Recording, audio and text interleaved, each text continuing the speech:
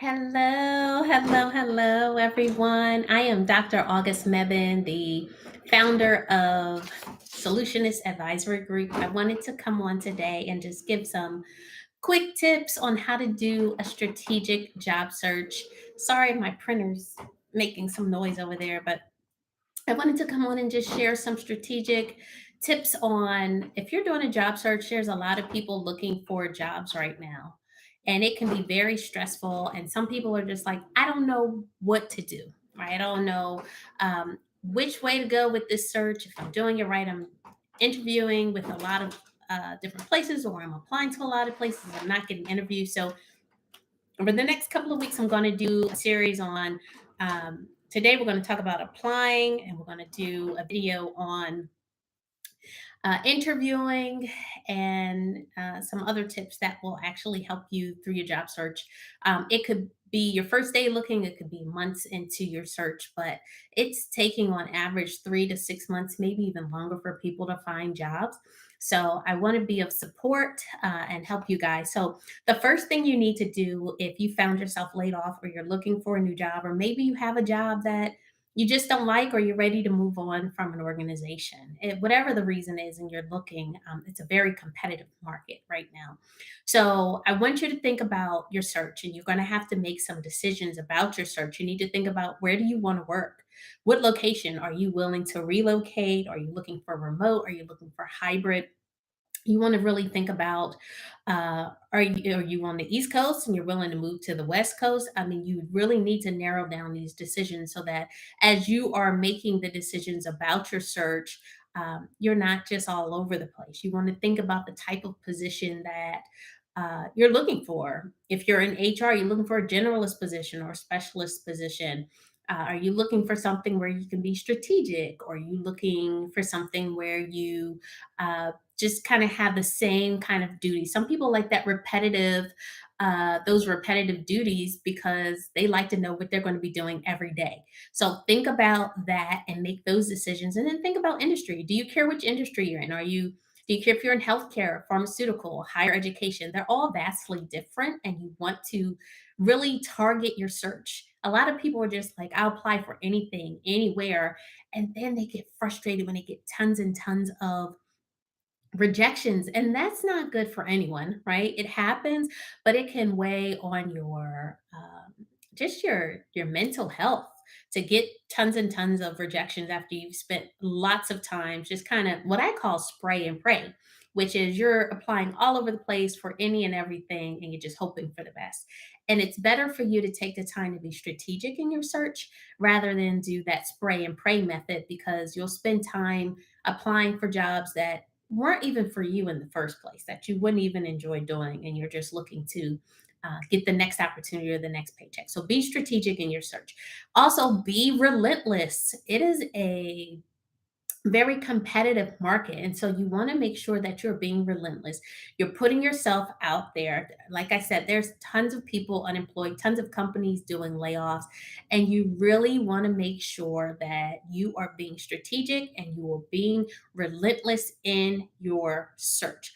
Uh, you're going to have to apply to a lot of jobs. I mean, some people get very blessed to be able to apply for a few jobs and then all of a sudden land a position. Not everyone is so lucky, right? You may need to apply to tons of jobs. I've seen where people are like, I've applied for 300 jobs over the last couple of months and I've had two or three interviews.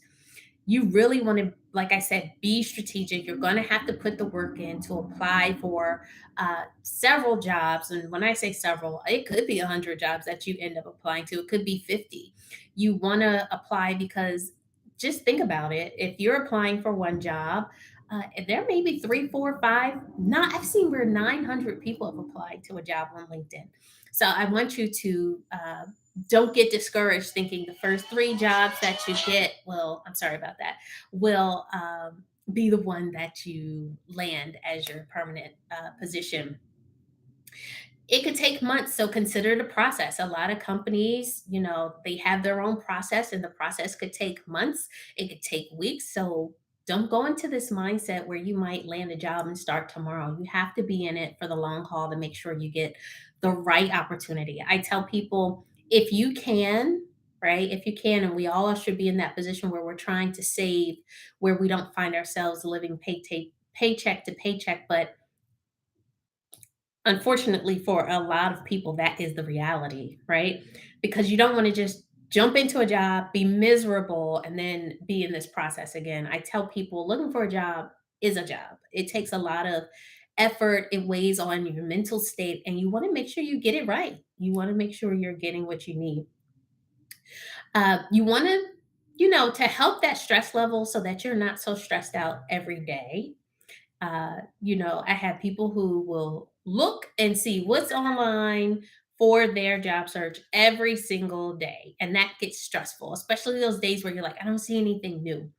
Pick 2 or 3 days a week where you are doing your job search, and your mental state has to be okay. Today, I am really focusing on my job search.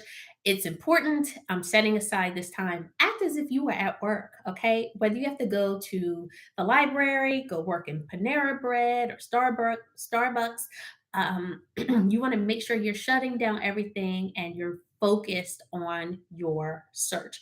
That will help minimize your stress as well, because the days that you're not applying, you can schedule your interviews, right? So that you're not feeling like all day you're just in this stressful state of mind where you're looking for a job and you're getting frustrated, or you're tired of filling out applications, because you want your mindset to be fresh and to be positive, and you want to make sure that you're going in the right direction with your search. So maybe you say every Monday, Wednesday, Friday, or Monday, Wednesday, Thursday, I'm going to look for jobs. I'm not going to look at it on the weekend. I'm not going to stress about it on the other days, because you want to make sure that you are just, your mindset is where it needs to be as you're doing your job search. I want to make sure you understand this next point, which is make sure your resume is updated. If you don't have your current job on there, you've been at that job for 3 years, that's a big chunk of your job history. You want to make sure that your jobs and your skill set, your abilities, your accomplishments, make sure they're all on your resume. Make sure your resume is neat. And I'll do another video to cover kind of the details of what should be in your resume and how it should look and how you can uh, stand out, right? But you want to make sure it's showcasing your skill set, make sure it's showcasing your accomplishments in your career. You want to make sure that you're looking at that job advertisement or description and saying, how does my background, my experience align with what they're looking for? Because if they don't see it and it's just here in your mind, how are they supposed to connect it? So you want to go through that job, each job description that you're looking to apply to, and make sure your resume reflects those important pieces of that job description. Otherwise, you're wasting your time. Sometimes the resume may align with several of the descriptions, but you want to make sure you're tailoring that resume to these job descriptions so that it stands out and it pops. Okay. Um, the next thing you want to really look at and think about is, yes, apply for jobs. You're going to apply for many jobs. And a lot of people, if they're like, oh, I don't qualify, I don't have this type of education, or, I want you to think about, it doesn't make sense for me to apply to this job, even though I don't have all of the uh, advertised skill set or requirements. Okay. If it is a required, so here's my tip: if it is required, right? If it's something like you must have a Juris Doctorate, right? A law degree. If you don't have that, don't waste your time. Don't waste your time, right? That's what they're looking for. That's what they want. If it's under preferred, still apply if you have a majority of the other things. Look at that job description. If I would say if you have 75% of what they're looking for, apply. You never know what that candidate pool will look like. You might be the strongest candidate in that pool. And they might say, you know what? Yeah, our salary was up to $80,000, but this person could be coachable. This person could be developed in the role. Maybe they'll bring you in at 70,000 and develop you into the role, right? And then give you that other $10,000 later. You never know, right? You never know. And I want people to be realistic and not applying for something where it says you must have a PhD and you have a high school diploma. Right? Don't waste your time, because those rejections, they will weigh on your mind. They will weigh on your heart. They will start to impact your self-confidence, and you'll start to get frustrated and starting to wonder, like, why can't I get a job? Why am I not getting calls? Well, of course you're not going to get a call for a job where it's saying you have to have a PhD and you have a bachelor's, or you have, a high school diploma or GED. It's nothing against that level of education. It's just not what they're looking for. So don't waste your time. Don't waste your time. But if you meet most of the requirements, most of what they're looking for, showcase that in your resume and be ready to sell them on what you can bring to this organization and to the role, right? If you get the interview. Apply for each job as if you're going to get the interview and be ready. I would also tell you to keep track of what you're applying to. Copy and paste that title, if there's a salary range associated with it, if their applicant tracking system doesn't allow you to go back and see that job description that you actually applied to, you might want to copy and paste it into a document or email it to yourself in case you do get that interview, especially if it's a job you're interested in. There's nothing worse than them saying, "Hey, why are you interested in a role?" And you're like, "Oh, I don't remember what it's about," right? Like, that's not good. But realistically, you're applying to a lot of jobs. So you want to make sure you have what you need to apply and to speak to them. Should you even get the phone screen with a recruiter? Networking is very important during this process. If you don't have a LinkedIn profile, I urge you to really go ahead and do that today, right? Because a lot of recruiters are on LinkedIn. They go there and they do a search.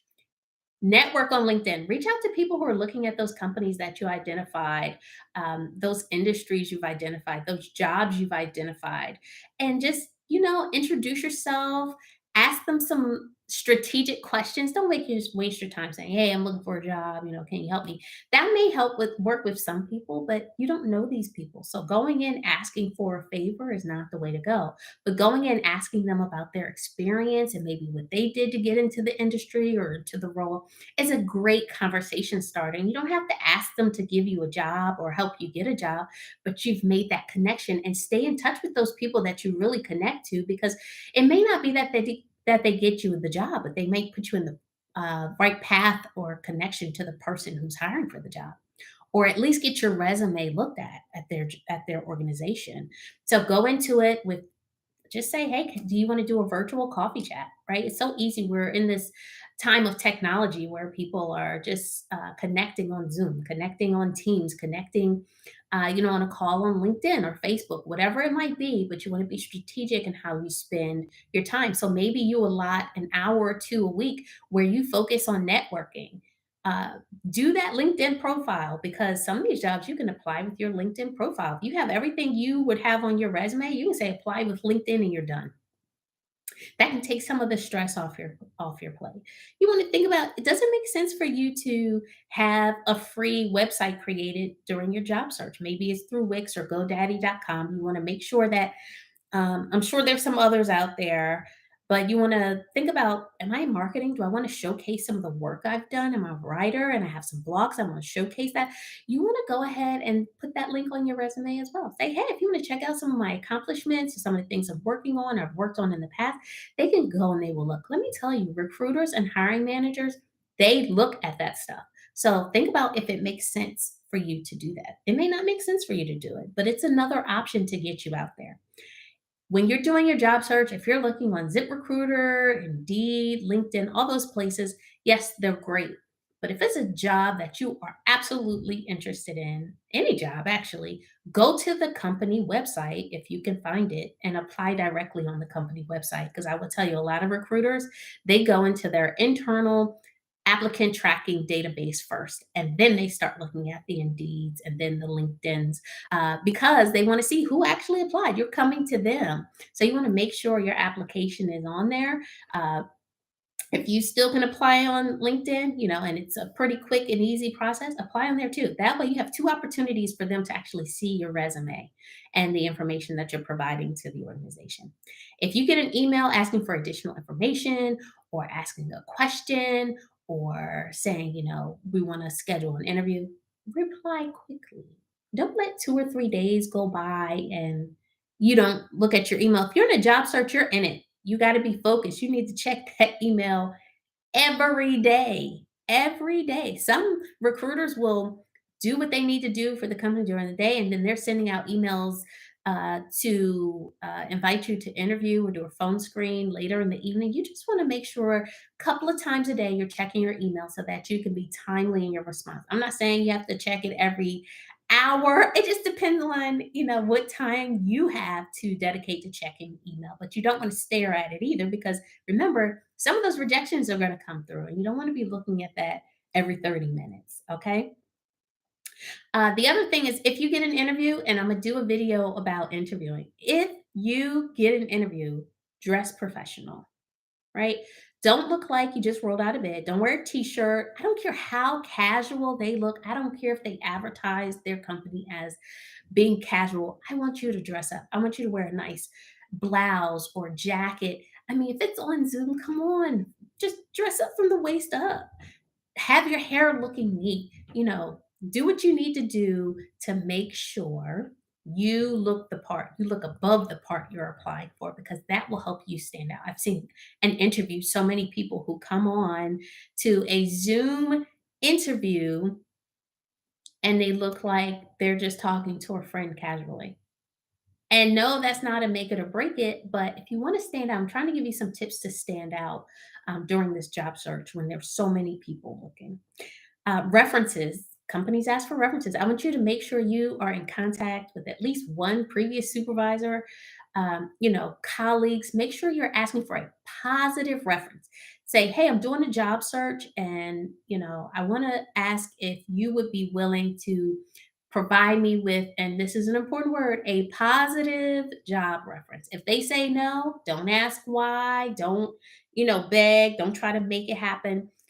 That means for whatever the reason, maybe you'll never know, they are not going to speak highly of you. If you want people who will speak highly to you of you, you want to give them some bullet points of things you've worked on and your skill set and your strengths so that when they talk to someone, they'll know what to say. You don't have to tell them what to say. You're just giving them some pointers on, hey, this is kind of what I do, what I'm about, what I can bring to the table.